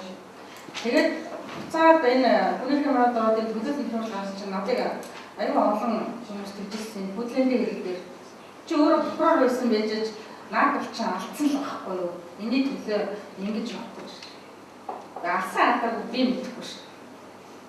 Дээд хүүхэн өөрөө гаргаад ирсэн. Энэ хүмүүс хийгээгүй байна. Энд нэг хийгээгүй байна. 5 хүмүүс нэг нас орсон. Тийм учраас бид дээд хүүхэн шийдвэрийг манал тогтоолыг үнэлж шүүгт төлөөлөх юм шаарч. Төлөөлөх юм. Гэтэл тэн дээр юу гарч ирсэн гэхээр энэ эрүүл шүүлтийг яаж тулгаж бүтээгдэж ирсэн баримтыг бүр фото зургаар нь одоо дээр нэг 120 хугацаанд нэг зураг дэвтэр өгдөг гэсэн шүү дээ. Нэг гадна талаа зураг мөрхтэй фото бас байлгуулсан. Тэр дэвтэр хоёр өөр ийм тэмдэглэлүүд байсан. Тийм үрдэн материал тэгж хөлийн салаанд шүдний сойц хийж шатааж чинь нөгөө пиарын урсаж төлөлийн маастай тэр төлсөн одоо манай мөрдөнгөд инфтайдер мэдж авах хуучин 2 давхар ганцууд юм байлгүй. Тэнд чи одоо нөгөө одоо юм хаалга байлгаад хаалганы дээд талаас дотор тал руу чид оруулцдаг ил мантачтай байлаа ш. Тэгээ ил мантачнаас шууд утас коротгож аваад цахилгаан цохол гэдэргээд хүний санаа догонгүй юм ийм энэ дээр гарч ирсэн. Тэгээ бид нар үндсэндээ энэ эрүүл шүүлтийн эсрэг конвенцийн дагуу тухайн этгээдүүдийн нотлох баримтууд 500 хуудас нотлох баримтуудыг цуглуулж шүүгдүүлж 273 сая төгрөг илэмжлснээс 80 сая төгрөг шиг хэмжээгээр шүүх гаргаж өгсөн. Бид нар энд нэг юм юу гэхээр за энэ төрлийн хөрөлөөр гарч чинь тийм үү? Өнгөдөгч хүмүүс гарч чинь. Ажлын үеийн хугацааны тэтгэмж гарч чинь тийм ээ? Засгийн газрын цалингийн доод санаар гаргаж штэ. Өшөө дээрээс нь юу гарах вэ? Цалин тэтгэвч тэтгэмж тийм үү? Аз авах жолгүй тодорхойлж болгүй тухайн этгээдийн өөр хүсэл зорилго хийгддэг нэг төлбөрийн асуудал бол юу? Сэтгэл санааны хурлын асуудал байхгүй юу? Өнөөдөр та нар хараарай эрүүл мэндийн шийдвэрийн 44 зүйлийн 398 шиг санаад байна. Тэнт тэр бүлэгтэж байгаа. Мөнгөний сэтгэл санааны хурлыг иргэний хэрэг хянах шийдвэрлэх хууль иргэний хуулиар шийдвэрлэгээ заасан тийм үү? Тэгэхээр иргэний хуулийн 498 511 дээр чинь юу гэдэг вэ? Мөнгөний хэлбэрээс сэтгэл санааны хурл гаргахыг ойролцоно. Тийм үү? Энэ яагаад ингэж байгаа гэхээр Монгол Улсын үндсэн хуулийн дээр харахад улсын хууль бусаар учруулсан хохирлыг хариуцах ёстой. Төр хариуцах ёстой тийм үү? Тэгэхдээ төр өөрөө үндсэн хуулийн дээр хариуцлага бүлээсэн мөртлөө яагаад хохирлыг шууд олсон шууд бус гэж хувааж яана гэдэг асуудал гарч ирж байна. Эрүүл мэндийн шийдвэр хуулийн дээр шууд хохирлыг төр хариуцах шууд бус хохирлыг юу гэдэг вэ?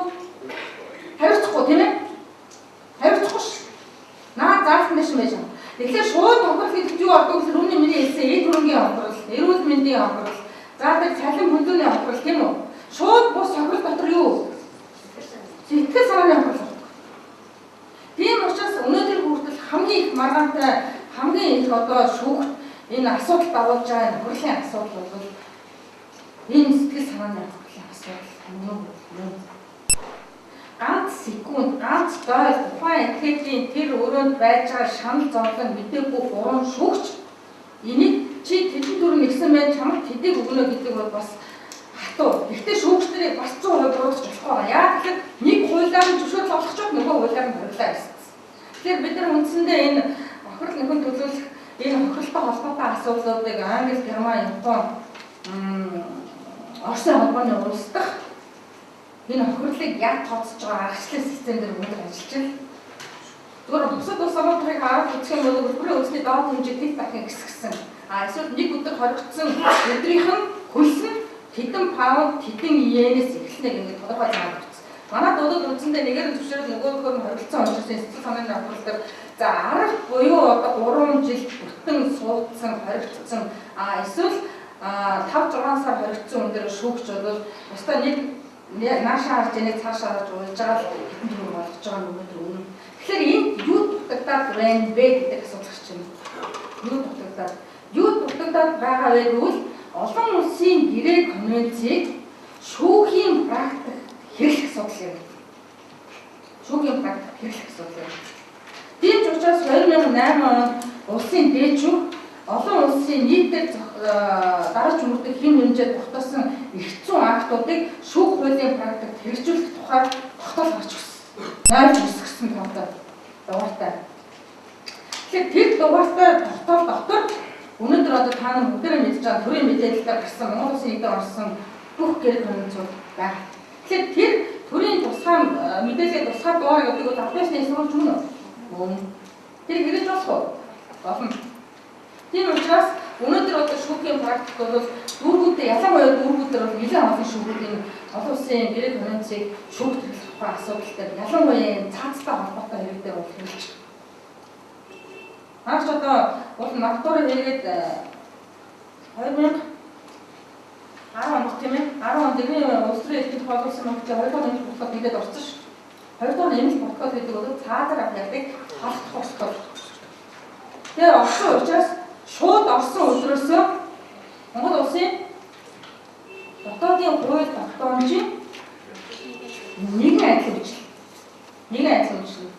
Тийм учраас эрүүгээр хуулиндаа байгаа боловч нөгөө олон улсын гэрээ конвенцэд байхгүй юмд орсон учраас уул нь шууд тэрийг барих хэрэгтэй. Гэтэл өнөөдөр шүүх маань яг юм тэгэхээр нөгөө ширээнийхээ эрүүгээр хуультай зурлаад нөгөө 25 жилээ өгөөд нөгөө цаазаа өгөөд суугаад уул нь тийш нэгэд орсон юм чинь шууд тэрийг бариад цааш өгөхгүйгээр 25 жилээ өгөх юм уу 30 жилээ өгөх юм уу тэгээд ингээд хуулийн ялын зохицуултыг бол хийж болохоор хэцүү агт өнөөдөр магадгүй байгаа. За хогчтой холбоотой өшөөлийг асуудал болохоор гэмтэргийн улмаас иргэдэд учирсан хохирлын хүн төлөвлөх тухай. Гэмтэргийн улмаас. Тэгэхээр морилон тодорхой хэдэн зүйл ангууд дээр 2010 оны 12 сарын 20-нд засгийн газрын тусгай сангийн хуульд нэмэлт өөрчлөлт оруулсан. Тэгэхээр энэ үндсэндээ яг бусад жишээлбэл Англи, Германд бол хүн онц төрлийн гэмт хэргийн хохирчноос туслах болцоо сан бий болгоод тэр хохирч нарыг төрөөс хохирлын багдуулж ийм системтэй байна л да. Тэгэхээр манай хуулиуд үндсэндээ энэ авсан гэмтэрүүдийн Английн нэг хараад үзэхээр хүнд онц хүнд гэмтэрүүд тийм үү? Ер нь их хүн миний санаатай алах тийм. Дээрээс нь төр нийгмийн зүтгэлтийн яам насанд халдах 81-ийн 1-2 баха 81-2 за хүн улгаалах тэгээд дээрээс нь 190 улгаалах багасны өвдөлтөд хүчиндэг эд хөрөм дээрэмдэх за дампалчлах өшөө дээрээс нь терроризм 251 ерөөш шүлтүүлэх ийм тодорхой төрлийн гэмтэрүүдийн хохирч нарын хохирлыг 3 сая төгрөг хүртэл төрөөс хохирлын нөхөн барагдуулахаар энэ залд орсон. Тэгвэл нөгөө хохирогч нарын мөнгөийг хэн төлөх вэ? Тэгэхээр хохиролтой холбоотой ингээ асуудлыг ярихаар цаана салаа ийм хэд хэдэн субъекттэй холбогдчихдаг. Жишээлбэл ялтан. Гэн дээр үйлдэлчээ тохиолын хүн төлөөгүй ялтан чонд орчлоо. Энэ мөнгийг яаж төлөх вэ? Яаж хохирлын борлуулах вэ? Тэгэхээр хүмүүс зүгээр амархан юм шиг хэрнээ эсвэл мэдээд ирээд байгаа юм уу, мэдгүй ирээд байгаа юм уу, хориглуудаар ажил хийх төлөвлөнө. Тэгвэл шүүх шийдвэр үүсгэх хооронд чинь жирийн дэглэмтэй хор хагийн ялбуудаас бусад ялбууд гадуур ажил хийх байхгүй ш. Тийм үстэй. Хориглоо ажил. Албатай ажил хийх нь болохоор хор хагийн дотоод үйлдвэрлэл дотор ажил байна.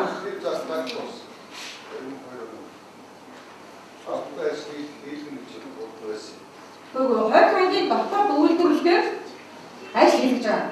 Өнөөдөр 20 хагийн дотоод үйлдвэрлэлээр. За тэрийг бид нар зур сонирхож үзлээ сая. Тэгтэл нийт дил болсон мэдээлэл би ярих гэж байна. Юу гэхээр хоёр орон сууцыг 20 тархитлаар барилжээ. Нэг хараа. Чүн шийдвэр үүсгэх юмтай газрын дараах тушаалаар. Нэг сарын хөлсөн хэдэн төгрөг байсан гэж бодож байна. Би зөв таны төсөөлийг сонсъё. Тэгж учраас сонирхоод хэд болох вэ? Жишээлбэл абстрактаар бодоход хөдөлмөрийн үнэсний доод хэмжээр байгааз нэг хөрөл 20,000 төгрөгийн цалин өгч байсан байх юм аа. 20. Тэгээд бид энэ зэр бол ийм юм байхгүй, энэ болохгүй. Ядахтаа өдрийн үнэсний доод хэмжээ 104,400 үстэй. 140,400. Тэгээд 6 сар ажилласан 120,000 төгрөг авсан байшин барьцсан хоёрд л одоо аливаар нь тэр хөлийн мөнгө төлөх. Тэгээд тэрний нөгөө 12% нь болохоор өөрийнх нь хэрэгцээнд өгөөд үндсэндээ 12,000 хүнд өгнөлтэй. Тэгээд үлцгийг нь болохоор өсвөл арга гэрт нь өсвөл одоо тэр хөлийн мөнгө суулгахгүй ийм явж байгаа зохицуулт өнөөдөр хохирол нөхөд төлөвлөлт ирэх юм хааны нэг нөр болж чадж байна уу? Ямар ч боломж байхгүй. Тийм учраас сая шүүх шийдвэр үүсгэх ерхий газрын дотоод үйлчлэл өргөн журмын бүх өөрчлөлтийг өөр болгосон. Бэнкээр байл хамгаалж. Тэгэхээр энэ хохирол нэг ажлын фронт байхгүй хийсэн юм абстракт ийм одоо гэрээ дүрм журмууд нь нөгөө хохирол нөхөн төлөвлөлт эрхий чинь бас нэг өргөж өгдөг, нэг төлөвлөж өгдөг, нэг ийм төлөвлөж хүчин байхаа болсон байна. Тийм учраас гэрээр нь төлөвлөж тийм үү. Өчигдөр үндсэн хуулийн дээр тухайн хүний хийсэн гэм буруутай холбоотой гэрийн гэр бүлийн гишүүдэд тухайн томчлогыг тухайн тэр харилцаа шинжилгээ хийдэг. Тэгэхээр энэ байх болчихсон. Хурдан гараад яг нөгөө магадлалд оруулахад заавал хохирол нөхөн төлсөн байхыг шаардж байгаа ш. Тийм учраас хохирлын нөхөн төлөвлөхийг магадлалд ороход бол гэрийн хэн ч хамаагүй одоо энэ төлбөрийн асуудал дээр анхаарах болсон. Гэтэл ч өгөөж тэнд хаалттай байрлалаар 1 минут 1 өдөр илүү байлгахыг хүсэхгүй тийм үү. Тийм учраас энэ дээр хохирлын асуудал бол маань мэдээж байгаа. За дараагийн нэг асуудал нь болохоор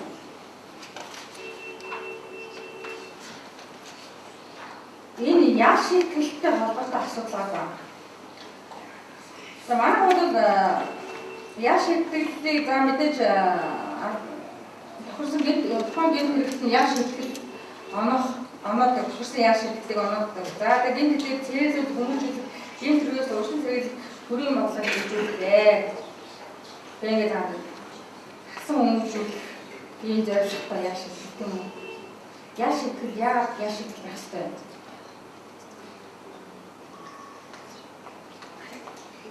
Яа шийдэл байх ёстой.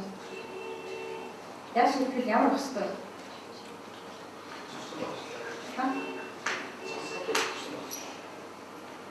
Тэгсэн байх ёстой. Яа шийдэл зайшгүй байх ёстой. Зайшгүй яа шийдэл байх ёстой. Энэ л тарчин байх ёстой. Тэрнээс биш тэр хүнийг талхааж гин үү, цэрлүүлж гин үү, юмнаас урьдчилан сэргийлээд байгаа юм уу? Энэ яа шийтгэл тухайн нийгэм тохирсон бат үйлдэл эсвэл тохирсон гэж хэлсэн. Тэгээд заашгүй байх хэрэгтэй. Тийм учраас энэ яа шийтгэлийн олон сакс төрлөг. Тэгэхээр энэ яа шийтгэлийн зүгээр үндсэндээ нийгмийн аюулын шин чанар тэр хэмжээ одоо тэр ухныг харуулцаад тухайн энэ яа шийтгэлүүдийг ялгамжтайгаар оногдуулж байна л да. Тэгтэл энэ ялгамжтайгаар оногдуулж байгаа гэсэн дээр би шүүмжлээ. Яг л сүүлийн 4 жилийн шүүхийн статистик мэдээнээс харахад 8000 орчим хүн яа шийдвэрлсэн байхад 70 орчим хувь шүү. Зөвхөн хорих ял шийдэгдсэн. Зөвхөн хорих ял. За 2900 хүн нь бол хорих ялыг одоо бичлэн эдлэхээр 1200 баримтлах ялыг бичлэн эдлэн. За 2100 орчим хүний хорих ялыг тэнцэж хамгаалцаж оногдуулсан байна. Тэгэхээр хорих ялын өнөөдөр манай хэрэгж байгаа санкц нь бол ерөөсөө хүндөвтөр хүнд онц хүн төрлийн бүх хэрэгүүдээр хорих ял онох санкц нээлттэй. Тэгэхээр энэ хорих ял маань өөрөө ихлээд ирэхээр сөрөг тал бий болгочихдог. Яг тэгэхээр нөгөө сомнол санкцтай хэрэгүүдээр санкцны сомнолыг хэлхээсээ илүү нөгөө хорих талын ингэж бариад ирэхээр нэгдүгээр мэдээж ойлгомжтой тэр хорих ангийн даац хэтэрнэ тэрнтэй холбоотойгоор улсын төсөв нөгөө үйл ажиллагаа нөгөө ажилтнуудын өөрсдийнх нь ажиллах нөхцөл энтергээд бүх юмуд нэмэлт давалж явж байна. Тэгэхээр энэ хорих ялыг бол уул нь аль болохоор тэнцэж тэрийг зорилготой нийцүүлэх гэдэг шүү дээ. Би бол жишээлбэл одоо юу гэдэг засан хүмүүжүүлэгч гэдэг юм уу эсвэл одоо цэрлүүлэгч гэдэг юм уу. Үнэхээр засан хүмүүжүүлэх гэдэг байгаа бол тэрийг одоо жинхэнэ одоо орчин үеийн модерн загвараар тэр хорих ангуудыг бий болгож энэ хүмүүсийг урсан сэлгүүл ажиллаж явуулах. Жишээлбэл би зүгээр тамар зориулж хэлээ л да энэ насан туршгүй хүүхдийн оногдуулж байгаа хорих ял тийм үү? Насан туршгүй хүүхдүүдэд оногдуулж байгаа хорих ял насанд хүрсэн хүний оногдуулж хорих ял хоёрын хэмжээ ямар вэ? Яг адилхан 145-ын 4-өөр 23 настай дээр 15 жилийн ял авч байгаа бол 14 настай юм бас адилхан 15 жилийн ял авч байгаа. Тэгэхээр олон улсын гэрээ конвенцэд заагдсанаар үндсэндээ энэ ял шийдвэрлэлийг ялгамжтай оногдуулах энэ санаачлага энэ зөвлөмж нь болохоор насан туршийн этгээд 10 жилийн хорих ял авч байгаа бол насан туршаагүй этгээд 5 жилийн хорих ялгаар шийдвэрлэх 2-1 гэсэн ташгаар явах хэрэгтэй гэсэн ийм одоо зөвлөмжүүдийг өгöd байна. Нэг хоёрдугаарт нь 2011 онд бид нар эмэгтэйчүүдийн хорих ангид ял эдэлж байгаа эмэгтэйчүүдийн ялын байдлыг судалж үзсэн. Ял шийдвэрлэлийн байдал. 100-ны 80% нь 15-аас дээш жилийн ялтай. Дандаа 90 ихтэй. Бусдыг санаагаар алс. Дандаа гэр бүлийн хүчил хийлэл, дандаа нөхөр нь зодсон, эсвэл нөхөр нь хардсан, эсвэл нөхөр нь өөрийнхөө ямар нэгэн байдлаар дарамтсан дээр ийм эмэгтэйчүүдийн ял эдэлж байгаа. Тэр байтугай одоо тэндээ төрөөд хүүхдтэйгээ ял эдэлж байгаа эмэгтэйчүүд гэсэн зөндөө танаа тэрийг надад хэлж болсон мэдчихэж байгаа. Тэгэхээр нэг Монгол улсын иргэн шүү гэдэг хүүхдч. Шүүхийн ямш тогтоолгүйгээр чанга дэглэмтэй эмэгтэйчүүдийн хорих ангид 15 жилийн ял эдэлж байгаа ихтэйгээ хам жилийн 2 жил тогтоолгүй ял эдэлж байна. Тийм үү? Ямар шүүхийн тогтоол байхгүй. Тэрний бүтэц мэдээлэл надад маргатай. Юу ч магадгүй гэхээр би та нар 18 нас хүрээд Монгол улсын иргэн харьяатаас гарч байгаа хүний болохоор Монгол улсын ерөнхийлөгчд өргөжлүүлээд иргэн харьяатаас гаргуулах байдлыг хичээлээд идэв юм билээ. Гэвч 18 наснд хүрээгүй хүүхдийг та нар гадаад иргэн түрээс үргэлжлүүлэхдээ яг тэр хүний үүнтэй холбоотой асуудлыг залгах шийдвэрлэхгүй байгаа гэж би мараад байдаг байхгүй юу? Тэгэхээр бид нар юу гэж хэлдэг вэ гэхээр 18 нас хүрээд тэр хүн өөрийнхөө иргэншил харьяалаа өөрөө сонгох хэрэгтэй. Тийм учраас аль ч улсын иргэн харьяат байж болсон. Тэр манай улсын иргэн Америкч иргэн гэдэг ийм яриад байдаг байхгүй юу? Тэгвэл тийм үү? Тэнд Монгол улсын иргэн төрөөд иргэний бүтэц мэдээллийн улсын байгууллагаас гэрчлэгийг аваад ээжтэй хамт яал идэж байгаа энэ Монгол улсын иргэн хүн эцтэй. Ийм зөрүүтэй ойлголттой. Тэгэхээр иргэний байгууллагууд нь өөрөө ийм хачин ойлголттой, ийм нэгдсэн ойлголтод төвлөрөөгүй учраас тэнд шүүхийн тогтоолгүй яал идэж байгаа хүүхдүүдийн асуудлыг өнөөдөр бүтэлтэн гарч тавьсан. Нэг тавьсан. Бид тавхлаа их хүүхд хоёрыг хамт байлгана гэдэг. Үгүй их хүүхдэрийг хамт байлгах юм бол наад хүүхдтэй нөгөө шүүхийн тогтоол гаргах юм гэдэг би хэлдэг байхгүй юу? Ийм одоо хорих тогтолцоо нь хорих ялынх нь өөр нь тогтолцоо нөхцөл нь ийм юм. Тэгээд тэрийг ингээд нэг жишг юм ийцэм шиг одоо эмэгтэйчүүдийн хорих ингээд төрсэн хүүхдтэйгээ хамт яалт идэлдэг тусгай өрөөнүүдтэй тийм үү? Ийм хангамжтай гэдэг. Үгүй энэ бол биш. Энэ бол маш хатуу шуумжиж байгаа өөрөө гэсэн байр суурьтай байлаа. Тэр бас таахгүй ингэж хэлмээр байгаа. За өгшөөний ян шийдэлтэй холбоотой асуудлын торох хэлтэй холбоотой асуудал иргэн байдлын шийдэх байдлаар орж байгаа хүмүүс эрхийг маш их мэддэг. Жишээ нь таамаг хэлээ. Торох яаж шийдвүлээд жилийн гэвлэн өнгөрсөн бөгөөд өнөөдөр төлөвөө боддог. Хоёр хадаа шийдэх үүсдэг. Тэр хоёр хадаа болчихсон тийм ээ. Хорх ялаа шийдвүүлчихэд төлбөрөөр төлөөгүй бол жилийн дараа хорх ялаа сольдог үстэй. Тэгэхээр энэ дээр бас мараа гардаг. Сарын 5,000 төгрөг төлөөд 120 сая төгрөгийн төлбөртэй хүн сарын 20,000 бишээд 20,000 төгрөг, 10,000 төгрөг төлөөд явах энэ тасалбар төлөх гэж үздэг. Хаа юу гэж бодож байна? Бид өөр чи явж шүү дээ. Сарын 120 сая төгрөгийн төлбөртэй хүн сард 20,000 төгрөг төлөөд энэ тасалбар төлж байгаа хүн нь Хүмүүстэй. Мөштэй. Хоёр нууц гэсэн болно ш. Тэгээд төлөхгүй явж байгаа яг болгоно чамаа гэдэг хууль хэрэгжүүлэх болох гэдэг ш. Хууль хэрэгжүүлэх гэдэг тийм үү. Тэгэхээр өнөр авчирч тавьчихдаг. Тэгэхээр энэ ял өөрөө хэнийг хяналтна, хэн энийг хянж, хэн төлөвлөх ёстой гэдэг асуудал гарч ирж байна. Энээр бол 2010 оноос эхлээд Улсын ерөнхий прокурорын газар тусгай үйл ажиллагаа энэ дээр зохион байгуулад хоёр хайлын биелэлт гэдэг. Тэгсэн чинь одоо нөгөө төлөвлөхгүй байсан тор хайлууд нь 90% биелэлттэй болж байна. Тэгэхээр энэ өөрөө юу гэхээр хяналт. Гэтэл ямар ч гэр оронгүй тийм ээ. Би нэг сонголтын тухай хэлж шүү. Ямар ч гэр оронгүй, ямар ч ажил хөдөлмөр эрхлэхгүй хүн тор хялгаар шийдэх үйл яах вэ? Тор хайл гэдэг юм үстэй. Тэгэхээр зүйлд нь юу гэж хэлээ одоо яг нь 212 дээр тэгж байгаа өөрөө тор санкц өндөр төлбөр өндөр гардаг. Тийм учраас би тор хялгаар шийдвүүлмээр байна. Адад осоо тэр 20 хайлын өгөөчөө тэгвэл одоо би тор хайлыг идэж гараад ирлээ. За идэж гараад ирлээ.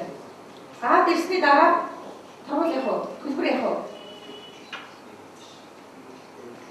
Тор хайл идэж гараад ирсний дараа төлбөр яах вэ? Төлөх ёстой үстэй. Төлөх ёстой тийм ээ. Хохирлтэй. Төлөх ёстой. Тэгэхээр би та бүхэн бас нэг сонир жишээ хэлээ. 4 жил эмэгтэйчүүдийн хорих ангид ажил хийжээ. Яг л хугацаанд 4 жилийн дараа гарч ирээд гэртээ ирсэн нэг өдөр дуудсан байлаа шүүн шүдэрхэн. Дахиад очсон чинь за та төлбөртэй байна. За 100 сая гэж бодъё. За зүгээр жишээгээр ярьж байгаа шүү. 100 саяын төлбөртэй нэг төлбөр төлөх. Тэгэхээр энэ миний яриад байгаа хүн бол бодит юм байгаа. Кейс нь бол бодит кейс байхгүй юу? Тэгээд нөгөө хүн хэлчихлээ. Би одоо 4 жил 5 жил хорих хайлт ажиллахдаа 4 жилд нь ийм компанид ийм үйл ажиллагаа хийжсэн, ингэж ажиллаж ирсэн. Гэхдээ ингэж ойлгосон. Наад одоо ажлын чинь үнэлгээ одоо байдгүй юм уу? Тэгээд миний хийсэн хөтөлбөрийн үнэлгээнээс наад төлбөр чинь төлөгддөггүй юм уу гэж. 4 жил шүүгээд гарч ирээгүй та нар боддоо. Бүтэн 4 жил хүний өдөр шөнөгүй ажиллаулчаад нэг төрний хохирлыг нөхөн төлөөгүй нэг зүрх тэр хүний цалин тээгүй ийм одоо фактически юм гарч ирсэн. Тэгээ прокуророо шалгаач тэр фактыг олдохгүй шүүгөө шийдвэр шалгаач олдохгүй сүултээ одоо бүр ингээд нэг яг ижилсэн биш одоо нөгөө эмэгтэй одоо ингээд байнгын юм циклийн юм маргаантай юм. Тэгсэн мэтлээ тэр хүн ажилласан 4 жил бүр тасгалахгүй ажилласан байна гэдэг. Гэхдээ яг мөнгө олоогүй гэхэлэр одоо манай ч үндсэндээ эмэгтэйчүүдийн хоёр ханг чинь өөр нэг компанид нэрээ явуулчаад тэрийг баг хоёр ханг шиг болгоцсон байдаг шүү дээ. Цалин авлаа хоолнд нь харуул хамгаалтанд нь байранд нь тэр цалингийг сууж Энэ одоо нөгөө ариун явдал нүгүүд кинонд гардаг шиг тийм энэ одоо болж байгаа юм уу? Бид ерөөсөө энийг л ярьж байгаа. Манай хүмүүс ийм болохгүй юм байна гэдгийг бид ярьж байгаа. Эний төлөө 11 жил бодоод ярьж л. Тэгэхээр ямар ч байсан одоо энэ өсвөр шимтгэлийн үрээнд бол тодорхой хэмжээгээр энэ зарим төслийн үнэхээр одоо юу үлээ гэж зөрчил дуулмаар өөрчлөлтүүд нэлээд орж ирж байгаа гэдгээс таатай хэлэхэд таатай байна.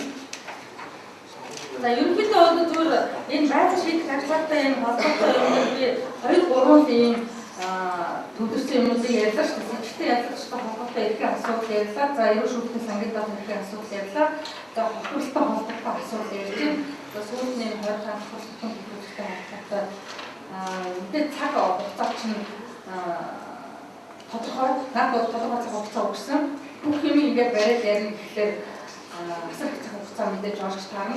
Би та бүхэн ойлгох хэрэгснээс боломжтой хэрээр бичиж боломжтой хэрээр бас мэдээлэл өгөхийг зорилоо. Тэгээд бас миний энэ өнөөдрийн тавьж байгаа лекцэн хүрэлцэн ирж анхааралтай суусан би та бүхэндээ баярлалаа. Тэгээд өдөр нь одоо ажлын амжилт хүсье.